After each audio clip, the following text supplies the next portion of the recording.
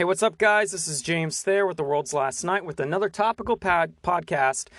I'm going to be talking about how we can keep ourselves from becoming Stalin. I'm using this as an archetype of basically ideological hypocrisy. So I'm going to start out by actually reading a little bit of testimony from people who have lived a life under communism.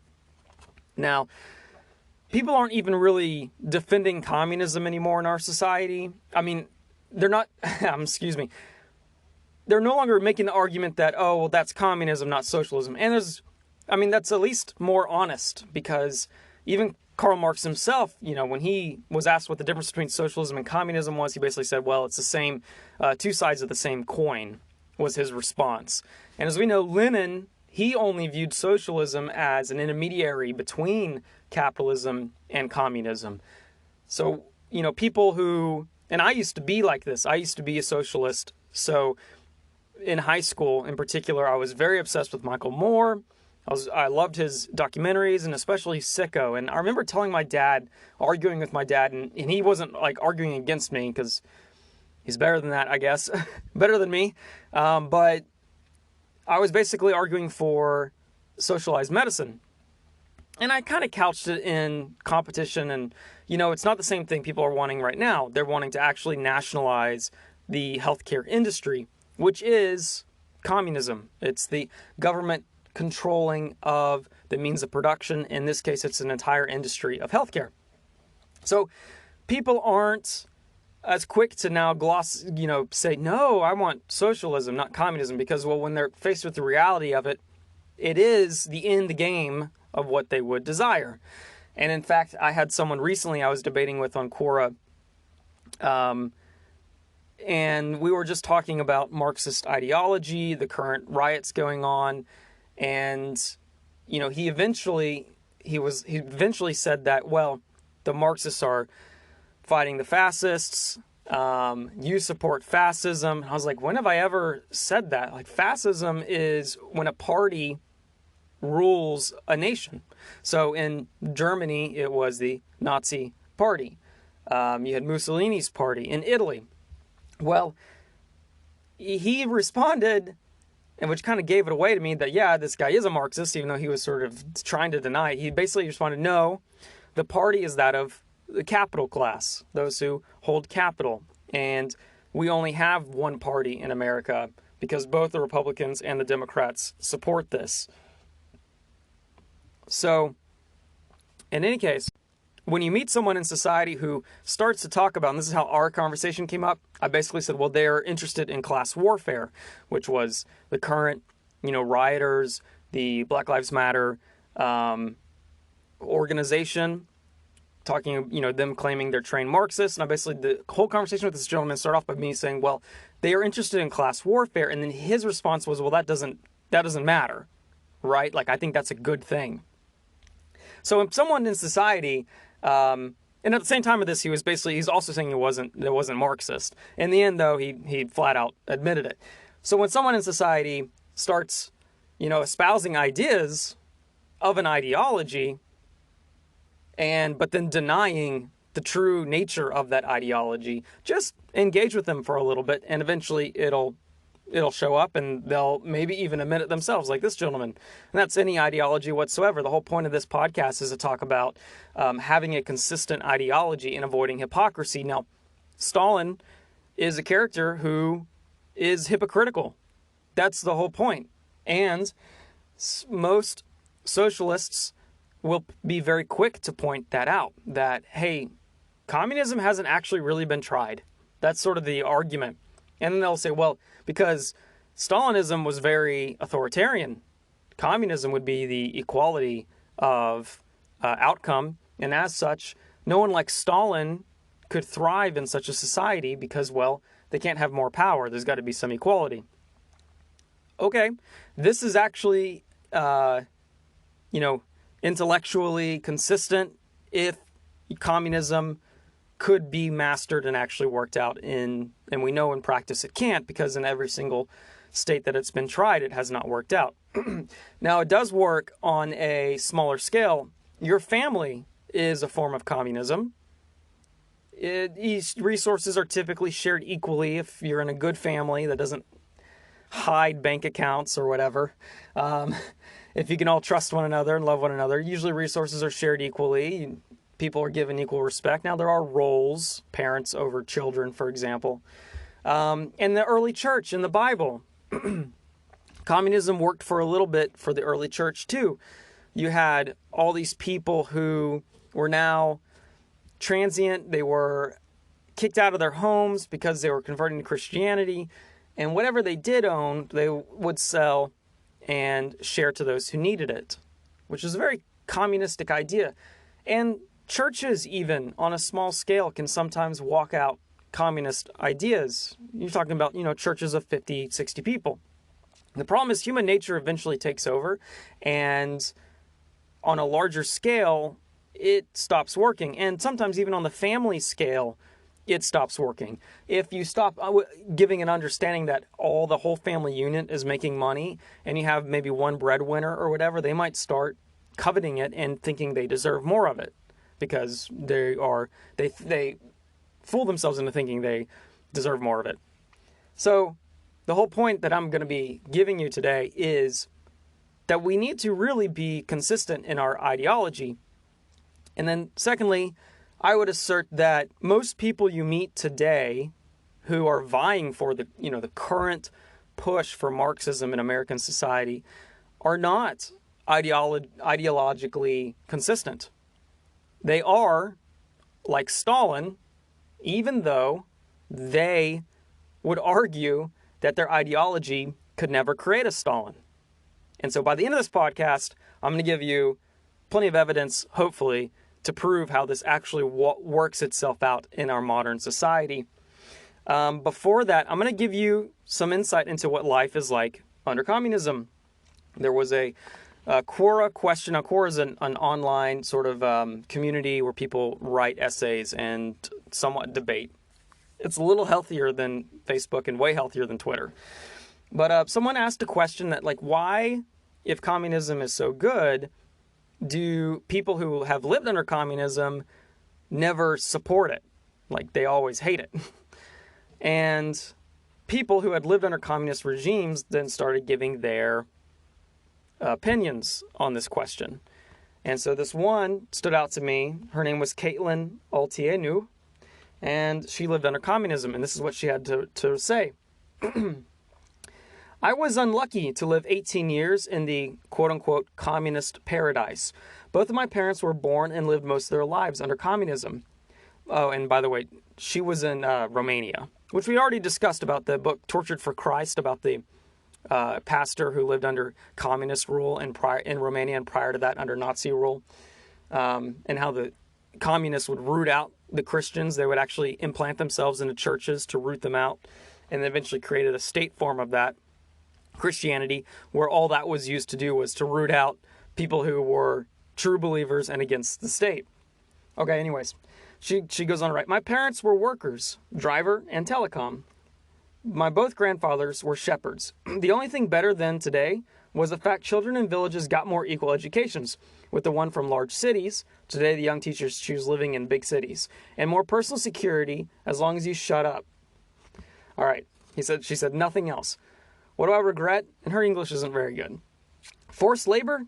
Yes, the communists use kids to collect crops. 10, 12, 14 years, kids forced up to 2 months a year in rain and mud, dragging large baskets of corn or potatoes. No payment, no food. What to regret? Life in an enormous prison. The people who want to leave this paradise were shot. There were thousands of people killed each year. Nobody wants to come in, only leave. And then she gives, she says, below there's a famous picture of Nadia Kamenetsy. All right, so it's this famous gymnast from Romania, after illegally crossing the border in 1989, which she said gives you about a 50% chance of being shot.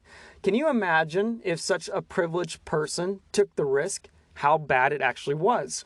So she's saying, this famous gymnast was at the top of our hierarchy, and even she thought it was so bad that it was worth a 50% chance of getting shot to try to escape this communist regime.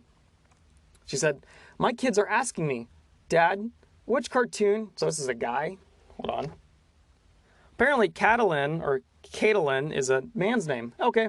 Anyway, Dad, which cartoon you watched during your childhood? What about chocolate? What about ice cream? What about cakes? And then he goes on to write, yes, I regret my lost childhood. I've seen incredibly few of those, and I ate extremely few normal things in that period.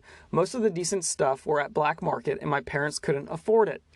Do you know my dreams as a kid? Mountains of bananas, oranges, or chocolates. Never got any of it. After 1990, we were like a horde of primitive creatures in front of abundance of products in the Western supermarkets. Someone else commenting on that particular fact later on goes to say, let's see. Let me just give you both these quotes. People commented on this. One of them said, me too. Back in the old country, Poland. Mind you, not months, but a week or so every school year. My city high school had a thing for harvesting potatoes. This other one named Peter Kling says, 100% true. I still remember spending weeks on harvesting crops for no pay, mandatory at the beginning of each school year. Another person said his grandmother was just absolutely astounded after 1990, seeing oranges in the supermarket year round. And so after the liberation from communism, she ate an orange for breakfast every morning. So these are people living in a society where they are finally opened up to capitalism after 1990, and they see the fruit and prosperity, the literal fruit and prosperity of capitalism versus the Marxist hellhole they had been living under. Okay. Weeks. Okay, what should I regret?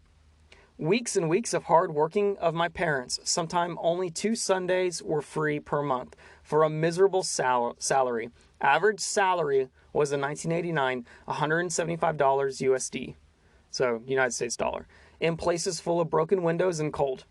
Long queues to get the ration of food or bread or gasoline. Now I remember joking back, let's see, my second anniversary, I believe, Allie and I basically said, hey, let's not do anything. Let's go out and buy a Wii, which is a video game console. And so we wanted to get this Wii console. We went out to like Best Buy, we went to Target, went all over the place, couldn't find them. They're all sold out. And so then we had to get on a wait list, which is a virtual queue or a virtual line to get one. We eventually decided not to get one, which I'm glad, because we don't really play video games anyway with each other. But I then remember at this exact same time, Venezuela, which was a darling of socialists. We have a politician in America named Bernie Sanders who constantly praised Venezuela and what was being done to create a socialist paradise there. Well, at this time, Venezuela was having insane shortages. People were having to wait in line for toilet paper, for example. And we're going to talk about, this goes back to what we're talking about. There was a political party and a dictator at this point, right? So obviously everything wasn't equal. And so that's what the socialists will tell you. Well, they haven't actually tried socialism because there was a dictator. Okay? We're going to talk about how this is an issue for the socialist in a moment. But I remember comparing the fact that in America, I have to wait in line to buy a brand new expensive video game console. But in Venezuela, they have to wait in line to buy toilet paper. And that's a great depiction of the difference between what capitalism can do for society versus what communism does to a society. Okay. That was my country. My country was occupied by a criminal regime who wiped out the best people of my country and replaced them with illiterate foreigners. The hardest and smartest workers were killed and replaced by people selected just for being poor as a virtue. This is in contrast to a capitalist society where the hardest and smartest make more money. And so take someone like Elon Musk right now. He briefly became the 5th wealthiest man in the world because his stock Tesla took off. Why? Well, because the man works 100 hours a week. He sleeps at his desk. He has no personal life. He's probably insane. So he's the hardest worker among us. I've worked really hard in my life and in my career, especially when I started. my company, especially when I started my first film contest, but nothing like Elon Musk. And he's smarter than me. He's smarter than most people. He sees the future and he says electric cars are going to be the next big thing. But let me, instead of taking it one generation further like Ford and GM are doing, let me skip and go 3 generations forward and create cars that go twice as far as their cars. And that are basically, giant robots, iPads. Like, he sees the future. And then, hey, let me launch people to Mars. Let me get that sweet NASA government contract, invest what I have.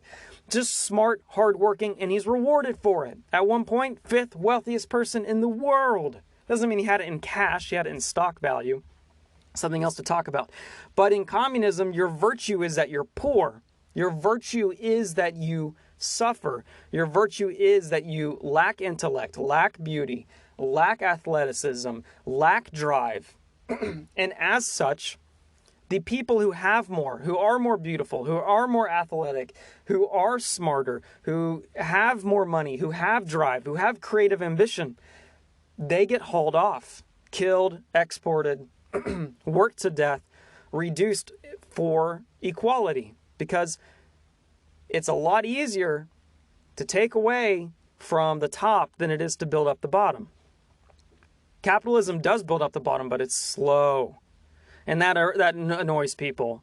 And that's why they I think, sometimes give up on it and go to a system like communism, because capitalism is guaranteed prosperity for almost everyone in society, but it takes time.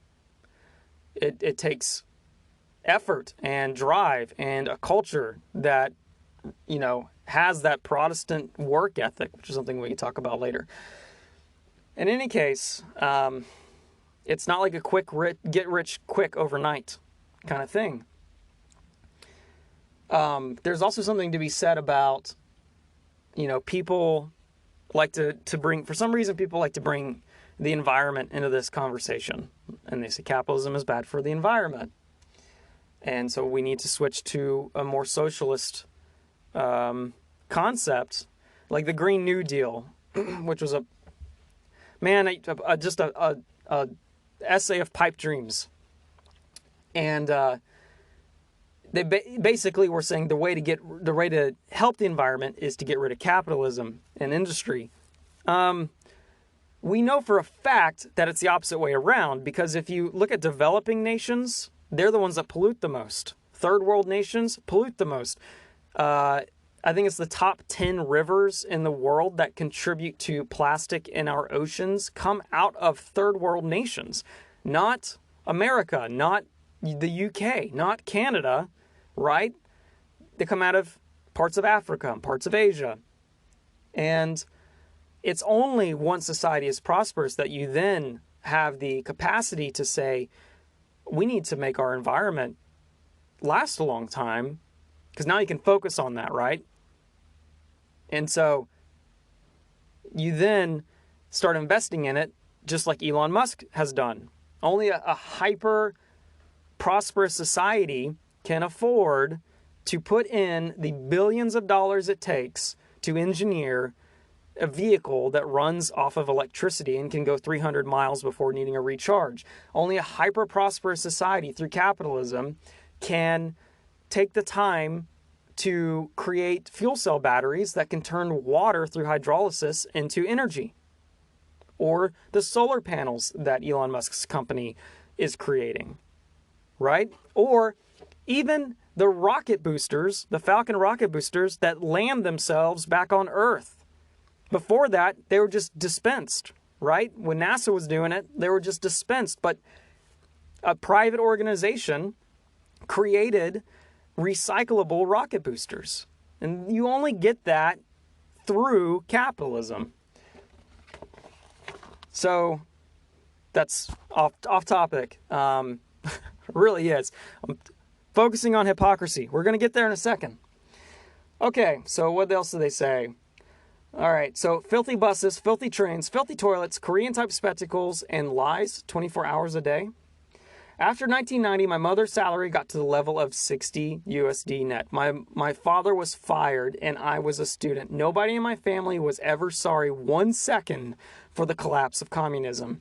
I took a job and helped my family. I remember my grandfather crying like a baby in the front of the TV during the events of 1989, refusing to believe it is happening.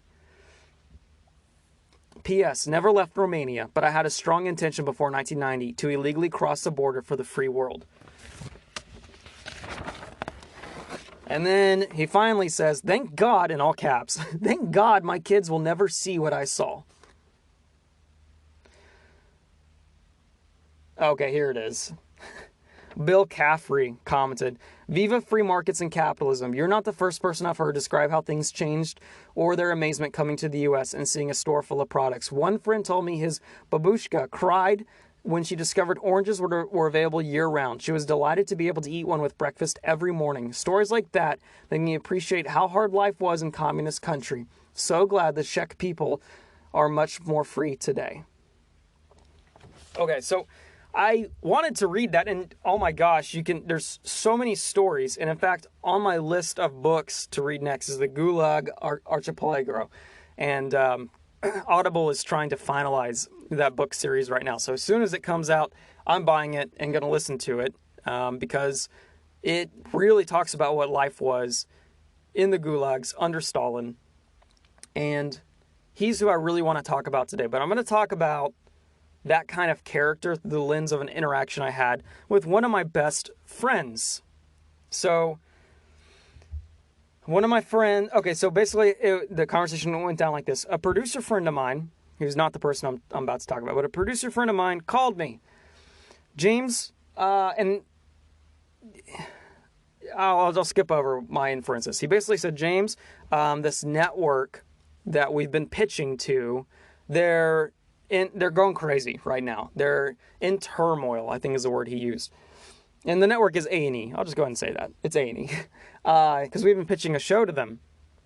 And he said they canceled Live PD, which was their highest grossing show on the network. So, okay, now they're at a money loss during a pandemic where they can't produce more content anyway. He said the woman who decided to cancel it is now getting death threats and for the last month has had personal private security.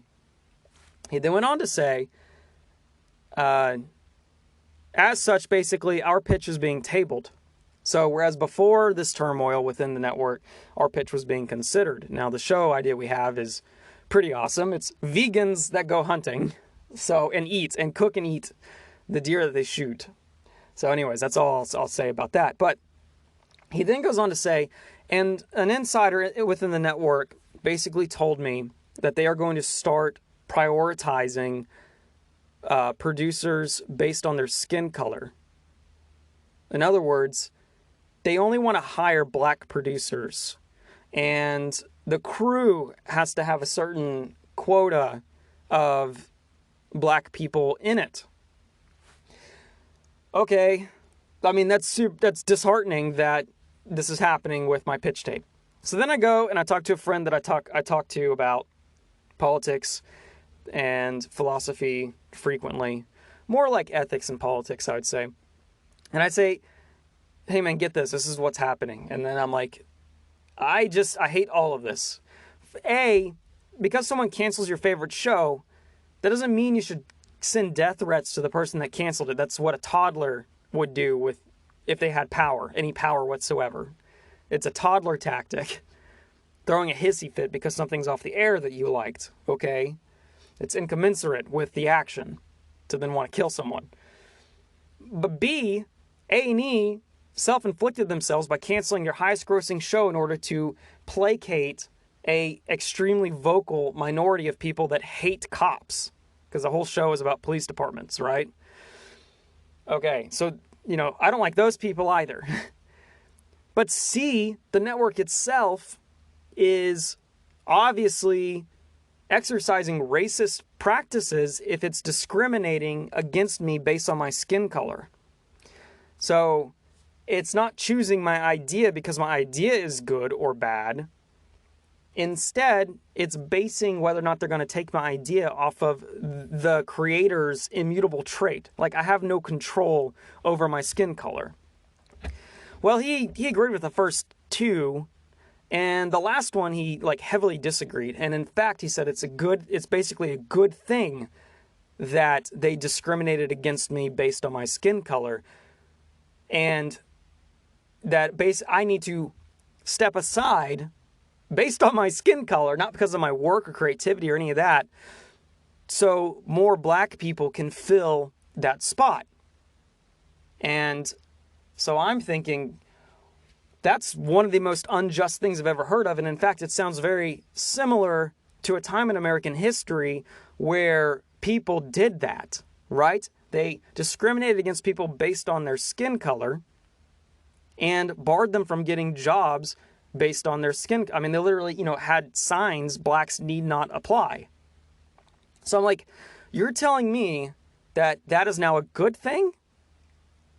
Like, one of the worst moments in American history, one of the deepest, grossest scars on American history is now a good thing? But then it really hit me more personally because he's wanting to sacrifice my livelihood, my family, for his principles. Because, well, he's espousing Marxism, this class warfare, this victim class and oppressor class, without regard to individual traits. I've never discriminated against anyone based on their skin color. I've hired black people, I've hired Muslims, not even religion. That's probably how I identify myself the most, is by Christianity, but I've hired Jews, I've hired Muslims, I've hired atheists, agnostics. Don't care what you are. I'm going to hire you because you're good at your job. So within that framework, I'm ideologically consistent. I believe it's sinful to discriminate against people based on immutable traits. So I don't do it. But he has this conflict, and I'll tell you how I pointed it out. He's a lawyer. And so I said, well, 5% of all lawyers are black. And then I said, but they make up like 13% of the population. So if this is an ideology you actually agree with, why don't you step down, give up your livelihood, and allow a black person to take your job? And he got really defensive about that. And people get defensive about their ideology whenever they are called out for the hypocrisy and the inconsistency within it. Because here's a person that thinks it's good to place that burden upon his friend, i.e. me, but he himself is unwilling to take that burden upon himself and his family to actually do what he believes is good and right. And so this is called hypocrisy. It's a pharisaical ideology that we find in the New Testament. It's the exact people that Jesus called a brood of vipers, right? So it's the ideology that's bad. I still love my friend. That hurts. I will say, it hurt my feelings that someone would want to sacrifice me and my livelihood and my family based on something I can't control, like an immutable trait. And then at the same time, they turn around and they're unwilling to do that to themselves. But that got me thinking, this is how Stalin, Maduro, this is how all the dictators rise in a socialist society. It makes sense now, because those are people who preached things like Marxism their whole life, but they never actually did it themselves. So instead of becoming the equality they demanded of everyone else, they somehow placed themselves on a throne above that, to where, oh no, other people should be fired, other people should be hauled off to the gulags to create my equality, but me, no, I'm staying where I am. And so that's how you get the Stalin in that society, because he thinks he's above his own rules. This is an issue with our modern day politics on kind of all sides. But let me extrapolate that to the current Marxist movement in general. Now, when Martin Luther King Jr. was doing his protests, he said basically there were like 4 steps you had to go through, and he lists these in his letter from Birmingham jail. The first one was basically, you need to find out if there's a justification for direct action. Now, direct action to him was a peaceful protest of some sort. This could be a sit-in, this could be a march. It's usually something that inconveniences people, but it's nonviolent. The second thing was, well, you need to negotiate. And so he basically says in this, for Birmingham, he's like, we went to the city council and we tried to negotiate. We asked them to take down the signs that said, that were humiliating to us, that wouldn't allow black people in or whatever. And he said, well, they didn't negotiate in good faith. They wouldn't do these things that were unjust. They wouldn't fix them. And so he said, well, okay, the third thing we did was self-purification. This is the last step before the fourth thing is direct action. What is the peaceful protest? Now, the self-purification step is something that Marxists don't do. They really don't. And it's why a man like MLK is on this other side from them. Like, he's opposed to them in this regard. Because in the self-purification step 3, he basically says, actually I wrote it down, so I'm not having to paraphrase him. Mindful of the difficulties involved, we decided to undertake a process of self-purification. We began a series of workshops on nonviolence, and we repeatedly asked ourselves, are you able to accept blows without retaliating? Are you able to endure the ordeal of jail? So he basically said we needed to purify ourselves from violence. And that is what he's, typified for and loved for today. Now, on the flip side, you have the modern riots where people are violent in every capacity. People have been shot. Officers have been run over by vehicles. Officers have been shot and murdered. You have bystanders shot and murdered. Children, even. You have arson. People burning and lighting courthouses on fire. You have vandalism, people spray painting everything they can get their hands on. You basically have every form of violence, and including, I know people don't care about this anymore, but profanity and vulgarity. Screaming, slurs at police officers, whether they're black or white, and demeaning people. So people don't care about that anymore, but screaming F the cops is actually not peaceable assembly, right? So it's actually agitating. It's actually trying to start something. Not peaceable at all. And so these people haven't gone through that step of self-purification. My point is, they become what they hate.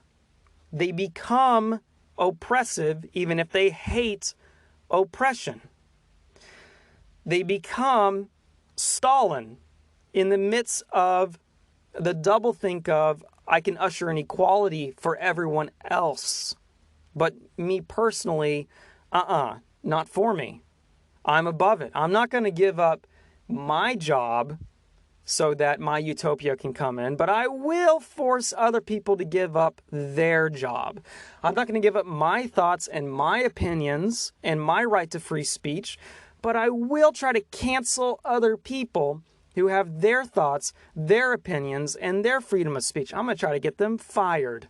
I'm going to try to get them disowned by their family. I'm going to try to get them, doxxed and all of that. So in the end, you're left with the potential for several thousands of various Stalins or Maduros or whatever, should the Marxist campaign actually succeed. What is one of the first things Stalin did after the Bolsheviks took over in Russia? He killed them all. Those that didn't die of natural causes or from the revolution itself, he ended up actually killing.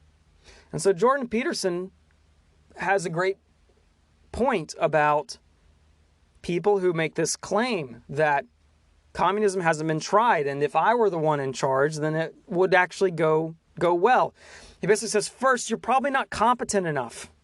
He says, yeah, it's arrogance to think that you are competent enough to do what Stalin was unable to do. But secondly, you're not good enough.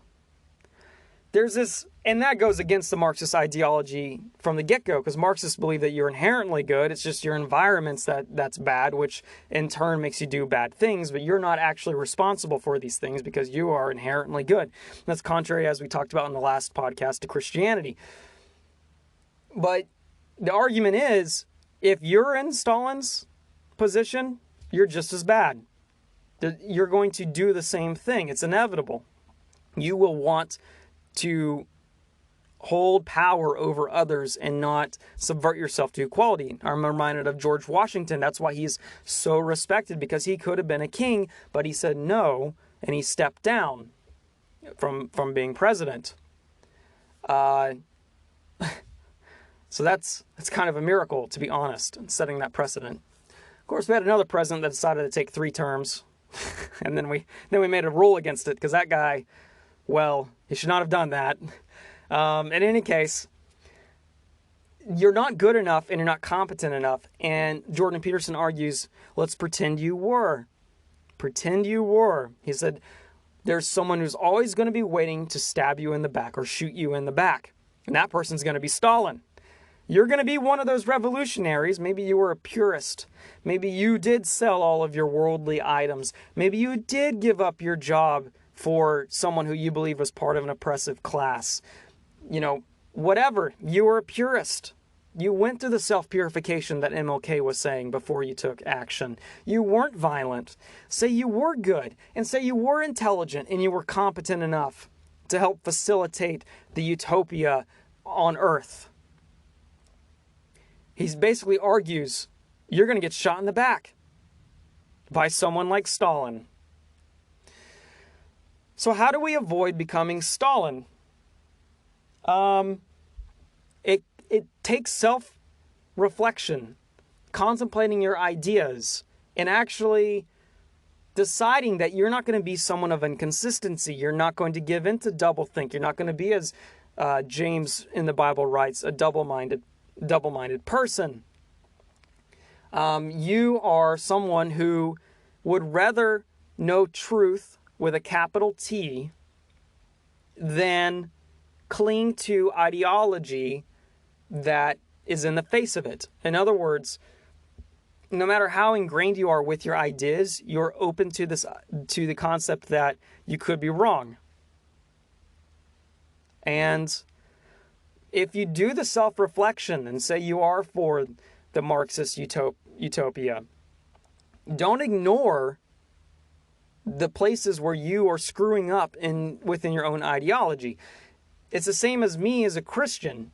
You are constantly undergoing self-purification. Now, the Bible, instead, it uses the phrase putting on Christ. You're constantly putting on Christ, which means you are playing as Jesus, like a child who plays house, pretends they are a dad or a mom, or pretends they are a businessman. They put it on like clothes.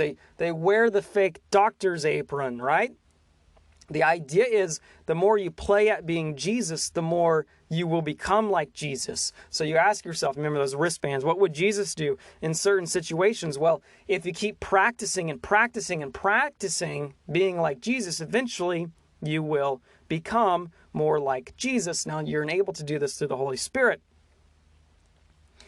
Doing so helps you root out yourself and your own biases.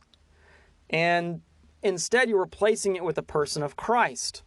And ultimately, I feel, this is going to be my segue, ultimately, I feel this is how you combat Marxism. We've already shown that Marxism is ideologically against religion. We've read, we went back to the sources, ad fontes. We've read Marxist literature that basically says the reason for Marxism that's necessary is because of religion. And religion is just an opiate that makes you unaware of your present circumstances and your need for revolution. And his argument that we have to throw off our religion in order for this revolution to occur so we can usher in a utopia of equality. And there's a man who agreed with that. And that's the last little bit I'm going to read. There's a man who agreed with that. His name was Malcolm Muggeridge. It's a good name. He was born in 1903 and he died in 1990, which is the year that I was born. I'm just going to read a little bit about him from his Wikipedia page. It says, in his 20s, Muggeridge was attracted to communism. So what did he do? Well, he went to live in the Soviet Union in the 1930s. And then became a forceful anti-communist. This is why I started with actual testimony of what it's like to live in an equal world. It's just equal misery, death, and lowest denominators everywhere. So this man, he was attracted to communism so much that it encouraged him to move to the Soviet Union. Again, I think of Bernie Sanders, who was so attracted to it that he honeymooned in the Soviet Union. It's like the last place I would think to honeymoon in. He came back praising it. And he actually came back saying that breadlines were a good thing. Came back and said breadlines are a good thing because at least they have bread. Anyways, all right, I'll go on about Malcolm Muggeridge. During World War II, he worked for the British government as a soldier and a spy, first in East Africa for 2 years and then in Paris. In the aftermath of the war, he converted to Christianity under the influence of Hugh Kingsmill and helped to bring Mother Teresa to popular attention in the West. Tidbit, doesn't really matter, but he will say later, by the end of his life, he converts to Catholicism under the influence of Mother Teresa. But we didn't really have a good understanding of who Mother Teresa was until this man brought her to light to the Western world. So you can thank this guy for that, who started out as a communist and ended up becoming extremely anti-communist. Why? Because he experienced it, but secondly, because he converted. So what else did that conversion do for him? We'll go on. This is a criticism of Muggeridge. All right, Muggeridge's predatory behavior towards women during his BBC years, so he worked at BBC, was brought to the attention of the public by a book about the recent history of the BBC. He's described as a compulsive groper, reportedly being nicknamed the Pouncer, and as a man fully deserving of the acronym NSIT, not safe in taxis. And then we'll go on. While confirming the facts and the suffering inflicted on his family, his niece said that he changed his behavior when he converted to Christianity in the 1960s. So what did Christianity do for this man?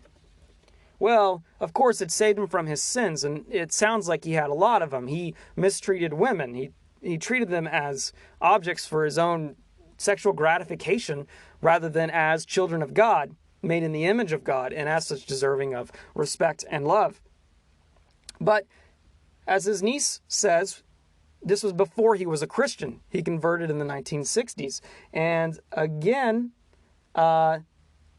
Christianity also saved him from communism. So he went on to write several theological books, like bestsellers. He worked at the BBC, or he created documentaries, I guess, on Christianity. It radically changed his life.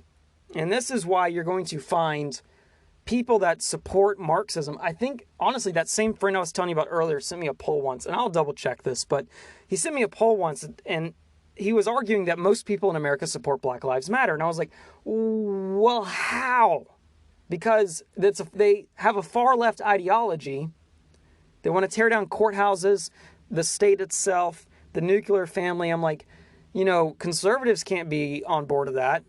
And then moderates are probably not going to be on board with that. And then even more conservative or liberal instead of progressive Democrats aren't going to be on board with that. Like, that's got to be a minuscule part of society.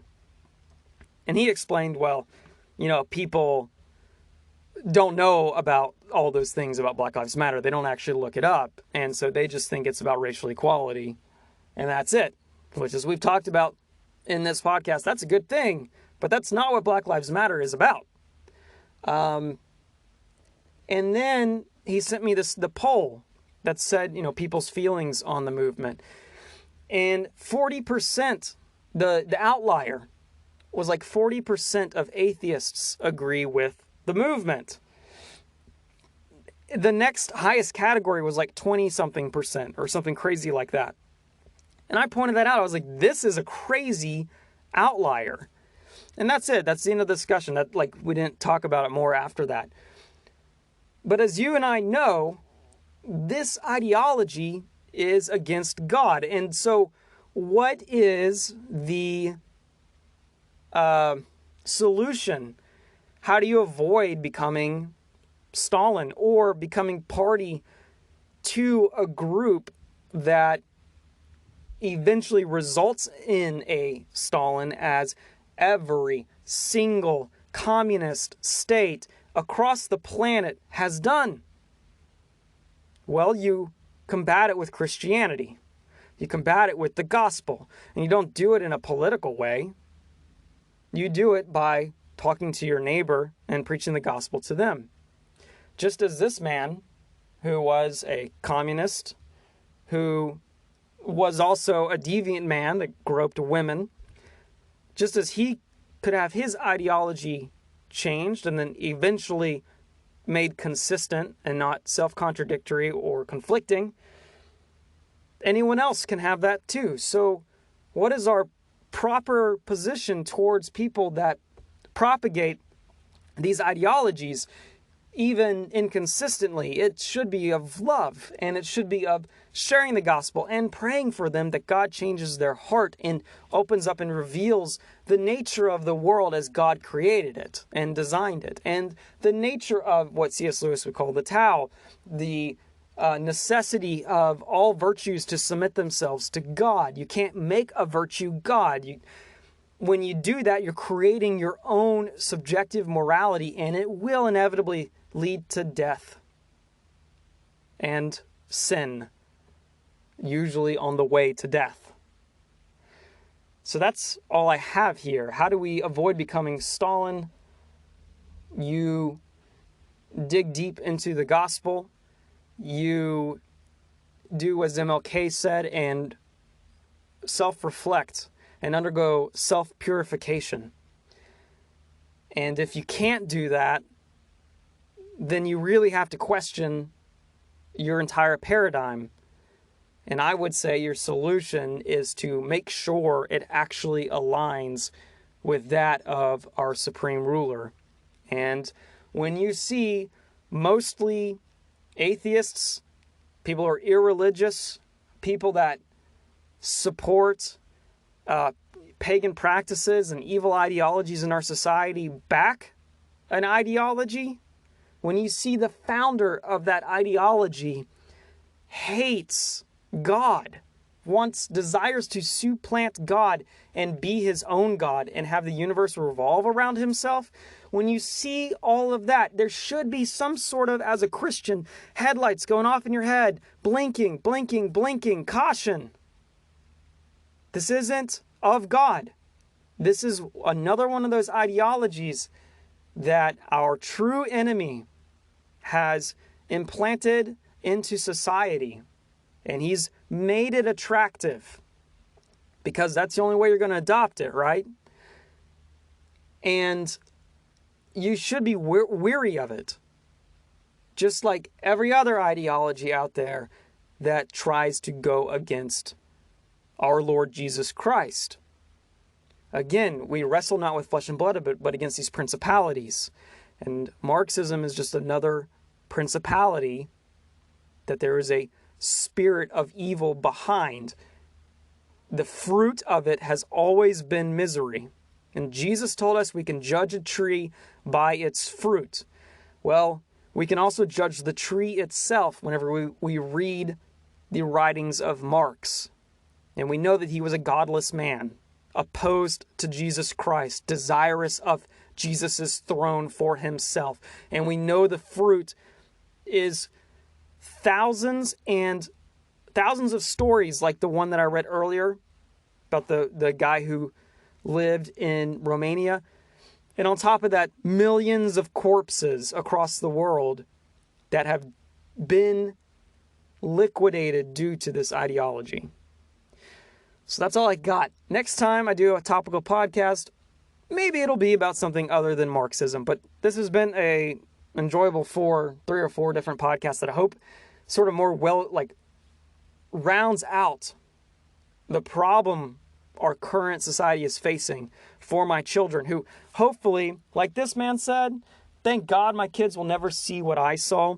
Hopefully my kids never see what that guy saw either in America. Until then, this is James from The World's Last Night.